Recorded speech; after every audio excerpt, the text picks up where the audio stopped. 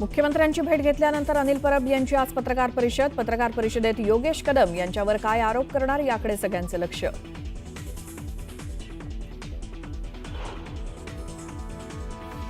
येत्या 4 ऑगस्टला मुंबईमध्ये मनसेचं शिबिराला फक्त मुंबईतील पदाधिकारी राहणार उपस्थित।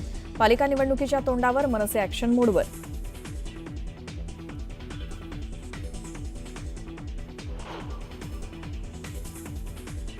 राज्यसभेत आज ऑपरेशन सिंदूरवर होणाऱ्या चर्चेत अमित शहा होणार सहभागी।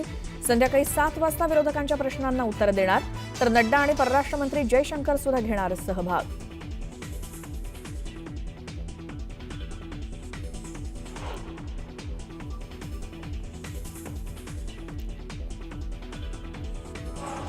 किसी भी नेता ने भारत के ऑपरेशन रोकने के लिए नहीं कहा। शस्त्रसंधीबाबत ट्रम्प यांच्या मध्यस्थीच्या दाव्यावर पंतप्रधान मोदींचं संसदेत स्पष्टीकरण। भारत इनका छिछोरापन देश के सुरक्षा बलों का मनोबल गिरा रहा था। पंतप्रधान मोदींचा काँग्रेसवरती प्रहार। ऑपरेशन सिंदूरबाबत विधान करून सैन्याचं मनोबल घटवण्याचा प्रयत्न केल्याची टीका।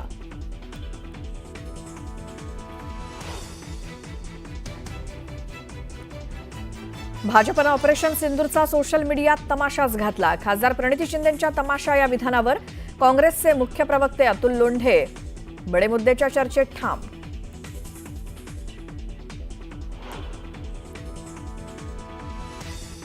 जम्मू काश्मीरच्या राजौरीमध्ये ढगफुटी सदृश्य पाऊस। मुसळधार पावसामुळे अनेक ठिकाणी साचलं पाणी।